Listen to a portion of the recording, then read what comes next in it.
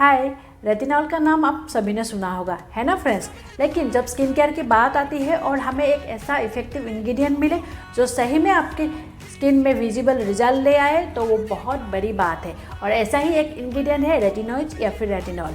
और आज के इस वीडियो में मैं आपको सारा कुछ बताने वाली हूँ। रेटिनॉल क्या है, इसे कैसे यूज़ करते हैं, कौन इसे यूज़ कर पाएगा और इसके सारे benefits and side effect. Hi, I am Manisha and welcome back to my channel. चलो वीडियो स्टार्ट करते हैं। रेटिनॉल विटामिन ए का एक माइल्डर डेरिवेटिव है और रेटिनॉइड्स विटामिन ए से लिया हुआ एक केमिकल कंपाउंड है। बहुत इजीली इसे समझे तो रेटिनॉल बहुत ही सॉफ्ट माइल्ड है एंड रेटिनॉइड्स कम से कम रेटिनॉल से 20% मोर स्ट्रॉन्गर है। और हमें विदाउट प्रेस्क्रिप्शन रेटिनॉइड्स नहीं मिल सकता एक्सेप्ट अडाबिलिन। और रेटिनॉल तो आप जानते ही सारे स्किन केयर ब्रांड्स अपने प्रोडक्ट्स में यूज़ करते हैं। रेटिनॉल आपके स्किन के कोलाजन को बूस्ट करता है और इसलिए आपकी स्किन की फॉर्मनेस, इलास्टिसिटी अच्छी होती है, इम्प्रूव होती है। साथ ही में रेटिनॉल आपके सारे फाइन लाइंस एंड रिंकल्स को रिड्यूस होने में हेल्प करता है। रेटिनॉल आपके स्किन के सेल टर्नओवर को बढ़ा देता है क्योंकि ये एक नेचुरल एक्सफोलिएशन की तरह काम करता है और ये आपके स्किन से सारे डेड सेल को रिमूव करेगा और इसीलिए आपको मिलेगी एक हेल्दी फ्रेश स्किन। और इसके वजह से आपके स्किन इवन आउट होगा, सारे डिस्कलरेशन हट जाएगा और आपको एक स्मूथ टेक्सचर मिलेगा। रेटिनॉल आपके स्किन में सीबम प्रोडक्शन को कंट्रोल करेगा जिससे कि आपके पोर्स कभी क्लॉग नहीं होंगे और ये एक्नी ब्रेकआउट्स को भी रोकेगा और एक्नी का जो जितनी दाग होते हैं, स्कार्स होते हैं, ये उसे भी रिमूव करने में आपकी हेल्प करेगा। रेटिनॉल आपके स्किन में मेलानिन ज़्यादा प्रोड्यूस होने से रोकेगा और इसके लिए आपके स्किन से हाइपर पिगमेंटेशन और डार्क स्पॉट्स वगैरह कम होने में ये बहुत ही हेल्पफुल होगा। रेटिनॉल यूज़ करने के लिए आप अगर बिगिनर हैं तो फिर वंस और ट्वाइस ए वीक करके स्टार्ट कीजिए, फिर आप एवरी ऑल्टरनेट डे यूज़ कीजिए और उसके बाद ग्रेजुअली आप एवरी डे यूज़ कर सकते हैं। और एक्चुअली इसको एवरी नाइट यूज़ कीजिए क्योंकि ये फोटो सेंसिटिव होता है और रात को यूज़ करना ही सेफ़ होता है। और आप अगर पहली बार के लिए यूज़ कर रहे हैं तो पैच टेस्ट करना ना भूलें। और यूज़ करने के लिए पहले आपके स्किन को एक अच्छे से क्लेंजर से क्लीन कीजिए, पैड ड्राई कीजिए, फिर पी साइज अमाउंट लेके पूरे फेस पे आप स्प्रेड कीजिए।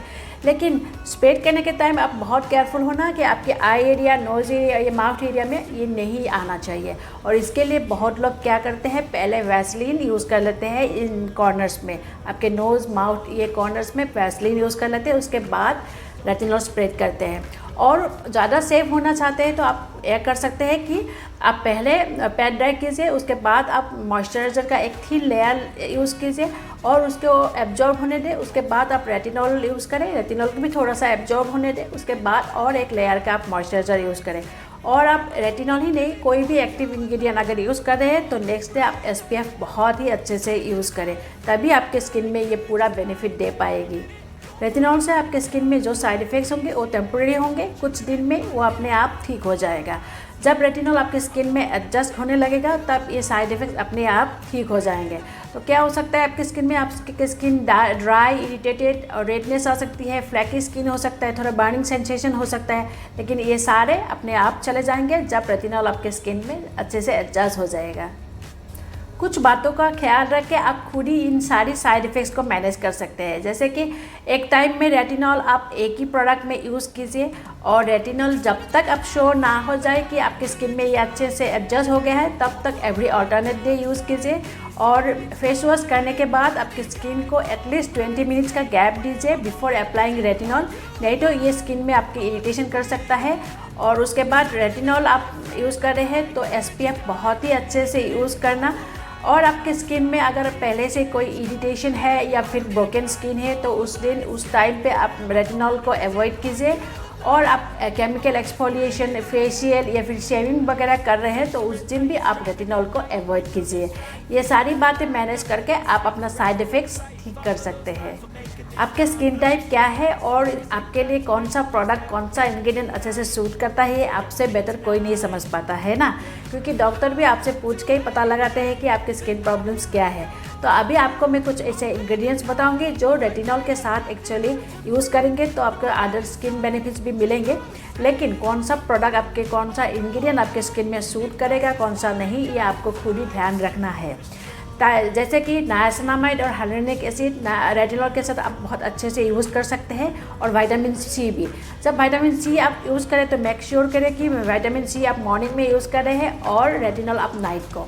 इसके साथ आप सैलिसिलिक एसिड और रेटिनॉल यूज़ कर सकते हैं। ये एक्ने ब्रेकआउट्स को बहुत ही अच्छे से रोक पाएगा, लेकिन ये बहुत ही ड्राइंग हो जाएगा, इसलिए ध्यान देके। और दूसरा इंग्रेडिएंट होगा एजेलिक एसिड। एजेलिक एसिड आप हाइपर पिगमेंटेशन को ट्रीट करने के लिए यूज़ कर पाएंगे। साथ ही में ये बहुत ड्राइंग कर सकता है आपके स्किन, तो आप खुद एक बार देख लेना।